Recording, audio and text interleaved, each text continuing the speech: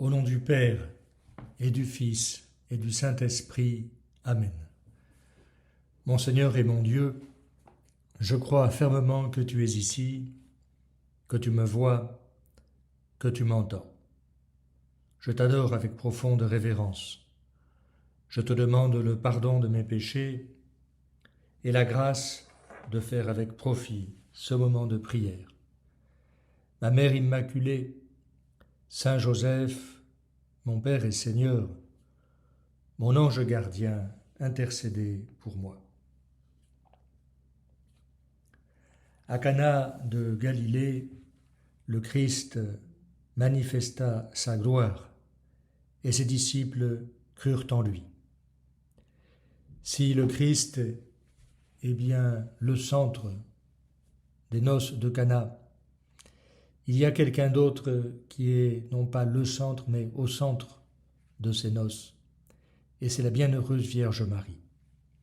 Frères et sœurs, alors que nous allons méditer sur ce grand mystère qui fut le premier des signes, nous dit saint Jean, le premier des signes de la divinité de Christ, pas simplement donc un miracle, quelque chose donc de signifiant, eh bien nous allons porter notre regard de manière singulière sur la bienheureuse Vierge Marie, mère de l'Église, la Vierge Marie, mère du peuple fidèle, la Vierge Marie au cœur du mystère de la rédemption, sans toutefois en être le centre, puisque le centre, c'est le Christ lui-même, l'unique Rédempteur.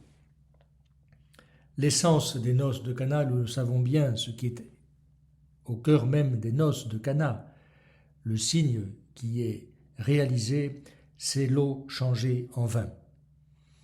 Et ceci est pour nous très beau parce que c'est une manifestation de la sainte humanité du Seigneur et de la simplicité et de la normalité, pour ainsi dire, de Notre-Dame, qui se rend compte que le vin vient à manquer lors de noces dans un petit village de Galilée. Saint José Maria, avec la simplicité d'un mystique, évoque cet événement singulier. Dans la foule des invités d'une de ces bruyantes noces campagnardes, auxquelles accourent des gens de tous les alentours, Marie s'aperçoit que le vin vient à manquer. Elle seule s'en aperçoit, et immédiatement. Comme ces scènes de la vie du Christ nous paraissent familières, c'est que la grandeur de Dieu se mêle à la vie ordinaire, courante. Et c'est bien le propre d'une femme, d'une maîtresse de maison avisée, que de relever une négligence, d'être attentive aux petits détails qui rendent agréable l'existence humaine. Ainsi en est-il de Marie. Voici donc une noce, une fête, une grande fête qui peut durer une semaine dans un petit village. La Vierge Marie y a été invitée et saint Jean nous dit que Jésus aussi, avec ses disciples. Et la Vierge Marie fait remarquer à Jésus qu'il n'y a pas de vin. Ils n'ont pas de vin, dit-elle. Jésus lui répond, « Femme, que me veux-tu ? Mon heure n'est pas encore venue. » Et nous avons tout de suite la transcendance même de cet événement qui va s'accomplir, qui nous est manifesté par cette parole de notre Seigneur. « Mon heure n'est pas encore venue. » Jésus lit ce moment précis des noces à la croix, à son heure. Jésus répond sur un ton apparemment distant. Sans doute veut-il manifester que, à partir de ce moment, l'initiative va lui appartenir. Il fait comprendre à sa mère, la très sainte Vierge Marie, qu'il n'est plus un enfant, mais qu'il est le Messie envoyé par le Père céleste pour accomplir une mission décisive. Mon heure n'est pas encore venue. Seule la Vierge Marie comprend de quoi il s'agit. Cette heure, c'est l'heure de la passion, c'est l'heure de la mort sur la croix. Nous pouvons dire que Cana annonce le mystère de la passion, de la mort, de la résurrection et de la Pentecôte. Un mystère d'alliance, un mystère fondé sur l'immense amour que Jésus va manifester dans sa passion, jusqu'à verser tout son sang pour nous. Seigneur Jésus, nous te demandons la grâce de ne pas rester à la surface des événements en ne voyant en toi qu'un thaumaturge, quelqu'un qui fait des miracles, qui a du pouvoir. L'évangile de Saint Jean est appelé l'évangile spirituel, car les miracles qui y sont narrés prennent un sens très profond. Pour mieux dire, sont chargés d'un sens très profond. Saint Jean ne parle pas de miracles, mais de signes, séméion en grec. Et voilà que le premier signe est donné à Cana. Un signe indique quelque chose. Un signe nous parle. De quoi nous parle-t-il? Il nous parle de la gloire de Jésus. Et c'est la Vierge Marie qui est à l'origine de ce miracle qui nous parle. Saint Jean continue en nous disant que, curieusement, la Vierge Marie qui vient d'intercéder pour ces gens, pas simplement les époux qui doivent être très ennuyés de ne pas avoir de vin, particulièrement l'époux qui est celui qui offrait le vin, mais encore tous ceux qui participaient à cette noce. La Vierge Marie intercède pour eux. Et à travers ces époux de Cana, la famille, les amis, les invités, c'est évidemment l'humanité tout entière qui est rendue présente. Sa mère dit à ceux qui servaient, tout ce qu'il vous dira, faites-le. Quelle confiance en son Fils, quelle complicité, pourrions-nous dire, en prenant ce terme lato sensu. Quelle complicité, quelle compréhension, quelle union, quelle merveilleuse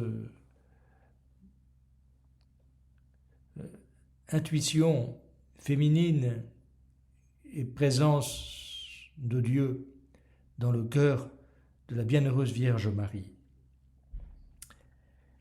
Voilà que Notre-Dame compte sur la disponibilité de Jésus et sur celle des serviteurs. Tout ce qu'il vous dira, faites-le. C'est un appel à disponibilité. On pourrait traduire du grec « quoi qu'il vous dise de faire, faites-le ». Non seulement la Vierge Marie savait que Jésus pouvait faire des miracles, mais elle savait que sa façon de faire les choses n'était pas toujours conforme à la pensée conventionnelle. Et voilà que Jésus dit aux serviteurs « remplissez d'eau les jarres ».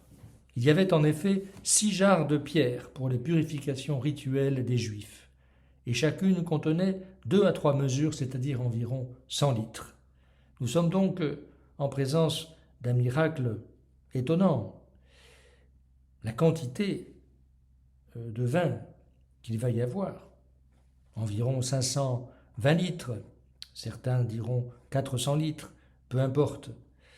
Nous remarquons que le Christ demande de remplir les jarres d'eau. Et Saint Jean nous dit que les serviteurs le firent jusqu'au bord. C'est ici, bien sûr, le caractère démesuré des dons divins liés à l'alliance de Dieu avec l'homme. c'est le caractère démesuré, pourrions-nous dire, de la création et de la nouvelle création qu'est le baptême, et de ces appels successifs que Dieu nous fait à chacun d'entre nous. Dieu qui nous a choisis de toute éternité, comme dit saint Paul aux Éphésiens, Dieu qui nous a créés et Dieu qui nous a appelés, chacun d'entre nous, et si nous sommes baptisés, nous avons eu cette grâce de recevoir un appel à la divinisation, à devenir comme des dieux, à devenir des dieux en quelque sorte, à devenir, comme dit saint Pierre, participant de la nature divine. Le Seigneur Jésus va se livrer pour nous permettre de nous donner, nous aussi. Dieu fait faire, c'est sa manière de faire, ce sont ce que Irénée ou Ignace d'Antioche appelleront les mœurs de Dieu, les exploits, les hauts faits de Dieu, les grandes actions de Dieu, ces mirabilia, c'est-à-dire ces actions merveilleuses, ou manialia, les grandes œuvres de Dieu, elles sont là déjà à Cana. Et Dieu ne fait pas les choses seul, la Vierge Marie est celle qui a dû intervenir, et puis les serviteurs qui ont dû remplir les jarres d'eau. Maintenant, dit Jésus, puisez et portez-en au maître du repas. Et voilà donc qu'ils prennent de ce vin, qu'ils apportent au maître du repas. Celui-ci goûte l'eau changée en vin, ne sait pas d'où vient ce vin. Ceux qui le servaient le savaient bien, précisait saint Jean. Et alors, le maître du repas appelle le marié. Pourquoi appelle-t-il le marié? Parce que c'était l'époux qui devait apporter le vin des noces. Par conséquent, le vin est vraiment très lié à la personne de l'époux. Le vin dans l'Ancien Testament est symbole de la joie, il est aussi symbole des noces. Il est ici un nouveau symbole du caractère démesuré des dons divins, mais également de la qualité, pour ainsi dire, immense de ces dons, puisque le maître du repas appelle le marié pour lui dire « Tout le monde sert le bon vin en premier, et lorsque les gens ont bien bu, on apporte le moins bon. Mais toi, tu as gardé le bon vin jusqu'à maintenant. » Le meilleur pour la fin, pourrions-nous dire. Une image de la révélation de la sagesse de Dieu. Jésus accomplit les promesses vétérotestamentaires d'abondance de vin au jour messianique. C'est l'intensité de l'amour du Christ, pourrions-nous dire. C'est ce zèle qui est l'intensité dans l'amour. Mais ce sont les eaux des ablutions rituelles qui sont transformées en vin. Les eaux de la purification des Juifs qui se transforment dans le vin de la nouvelle alliance. C'est l'ancienne loi qui laisse la place à la nouvelle, la loi de l'amour. Thomas d'Aquin dira, la nouvelle loi, c'est l'Esprit Saint, l'amour incréé du Père et du Fils. L'amour éternel, l'amour subsistant. Le vin des noces de Cana, c'est le vin de la joie, d'une fête. La fête est partie intégrante de notre nature humaine, pour ainsi dire. Nous pouvons dire que nous sommes des êtres de célébration. Nous sommes des êtres humains et nous aimons faire la fête. Et nous avons cette responsabilité importante de savoir faire la fête, de savoir être avec les autres lorsqu'il y a une fête, lorsqu'il y a un événement joyeux, quelque chose qui nous réunit, des êtres de célébration. Pensons par exemple aux apéros, c'est important d'être là. Pensons aux anniversaires, Pensons à ces réunions entre amis ou en famille, notamment autour des grandes fêtes de l'année. Le vin est donc l'expression de l'élévation au fond de la loi à ce qui est en son cœur même, qui est l'amour divin. Le vin qui est l'expression de la joie, de l'amour en réalité. Le vin est offert ici par le Christ. Le maître du repas appelle le marié, puisque c'est le marié qui offrait le vin, mais c'est le Christ qui a fait cela. Et donc ici, le Christ se manifeste comme l'époux. Et par conséquent, Cana, c'est avant toute chose, une fois que nous avons dit que l'eau est transformée en vin, Cana, c'est avant toute chose les noces du Christ et de l'Église. C'est l'image du don que le Christ fait de lui-même à son Église. C'est l'époux qui offre le vin. Et la liturgie des heures le dit bien lorsqu'elle chante « Aujourd'hui, l'Église est unie à son époux, le Christ, au Jourdain la purifie de ses fautes, le baptême du Seigneur. Les mages apportent leur présence aux noces royales, l'épiphanie. L'eau est changée en vin pour la joie des convives. Alléluia. » Le Christ manifeste sa gloire dans un petit village de Galilée en transformant l'eau en vin. Et au cœur même de cet événement singulier, il y a ce symbole qui, comme c'est le cas souvent dans la Bible, est à la fois polyvalent, mais en même temps chargé d'un contenu objectif permanent, le symbole du vin, la joie, les épousailles.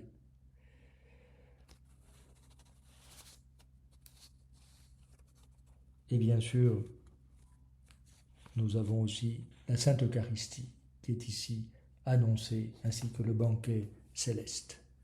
Mais regardons maintenant celle qui est là, discrète, et qui est à l'origine de tout cela, la Vierge Marie.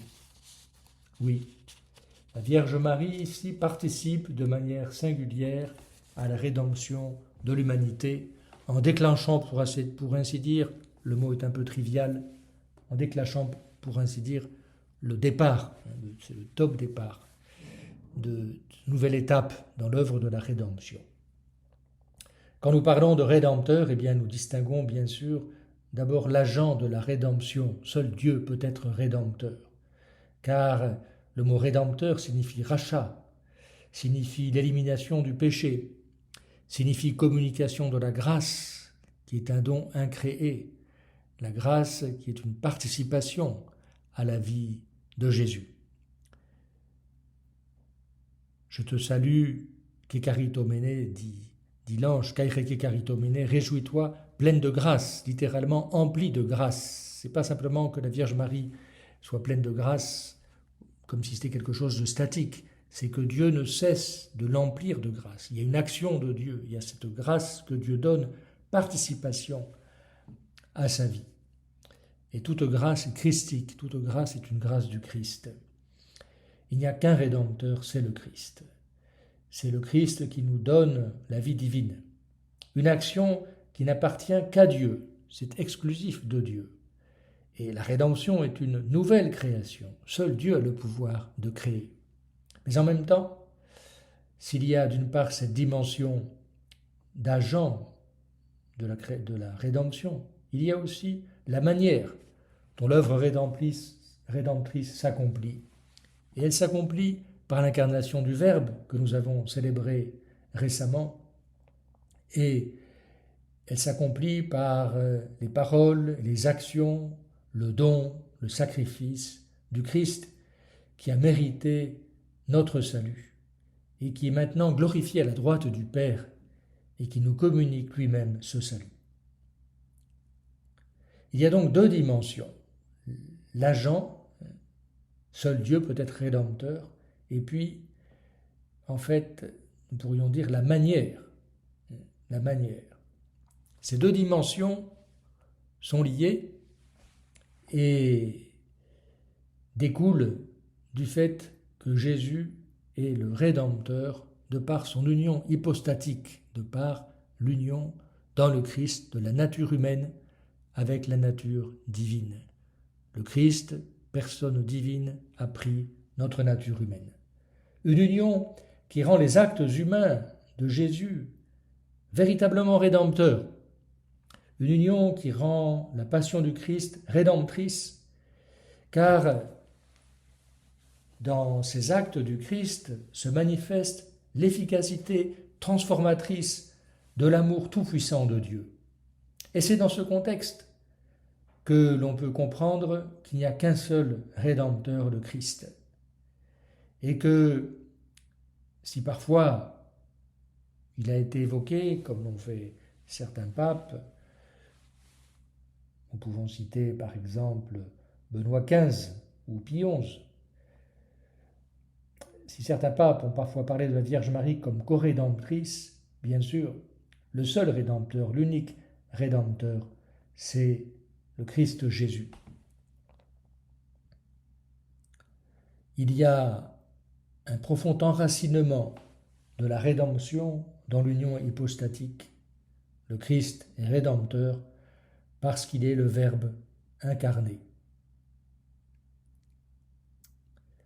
Et cette union intime de la Vierge Marie avec Jésus tout au long de sa vie, et nous le voyons de manière particulière aux noces de Cana, mais encore dans le mystère de la croix, lorsque la Vierge Marie se tient debout là, et qu'elle reçoit Saint Jean comme son fils, et qu'elle devient ainsi la mère de l'Église, la mère du peuple fidèle. Eh bien, cette union intime de la Vierge Marie avec le Christ exprime sa maternité spirituelle. Elle exprime la maternité de la Vierge Marie dans l'Église, des dimensions spécifiques, uniques, de la coopération de la bienheureuse Vierge Marie à l'œuvre du salut. Vraiment, nous pouvons dire qu'il y a un mode propre à la Vierge Marie de participer à la rédemption. Non pas qu'elle soit au centre de la rédemption, ou plutôt, non pas qu'elle soit le centre de la rédemption, qui est le Christ, mais elle est au centre de la rédemption, en tant que mère de Jésus, en tant que mère de Saint Jean, en tant que mère de chacun d'entre nous. Et c'est ce qu'a voulu rappeler l'Église récemment, puisque, bien entendu, la Vierge Marie participe à la rédemption du Seigneur, mais elle est au centre de l'économie du salut, sans être le centre qui est le Christ. Il n'y a pas d'autre nom par lequel nous puissions être sauvés que le nom de Jésus-Christ. Mes frères, quelle joie! Frères et sœurs, quel mystère! Notre cœur ne peut pas contenir quelque chose de si grand et de si beau. Vraiment, c'est l'amour de Dieu qui nous libère. On pourrait dire l'amour, c'est la libération de l'être qui est comprimé par son propre moi. Et voilà qu'à Cana, la Vierge Marie libère en quelque sorte la joie des convives en demandant au Christ de bien vouloir faire ce miracle singulier, humain et divin à la fois, de la transformation de l'eau en vin.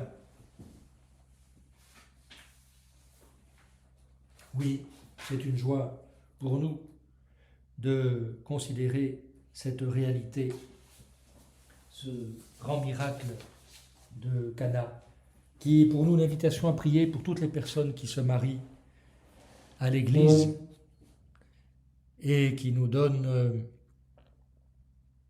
le désir de les appuyer par notre affection, notre soutien, notre compréhension.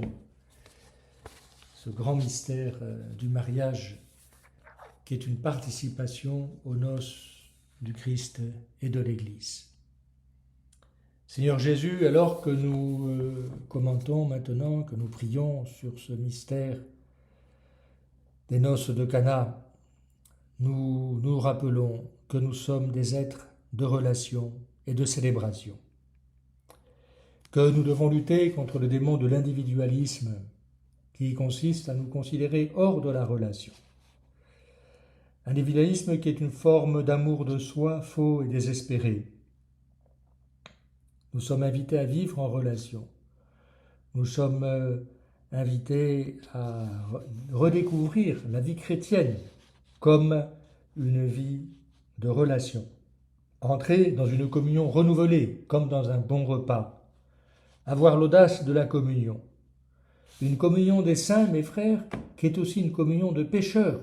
Oui, nous devons accepter cette réalité. Nous sommes pécheurs, les autres aussi sont pécheurs, mais la communion est possible parce que Dieu vient nous chercher, parce que Dieu est là, parce que Dieu vient nous chercher, notamment par l'épreuve, et que nous découvrons ton amour, Seigneur, en acceptant d'être éprouvés par toi, avec des plans qui sont les tiens, qui ne sont pas les nôtres, comme à Cana, où le vin vint à manquer et où la Vierge Marie changea les plans, pour ainsi dire, du Dieu fait homme pour notre salut.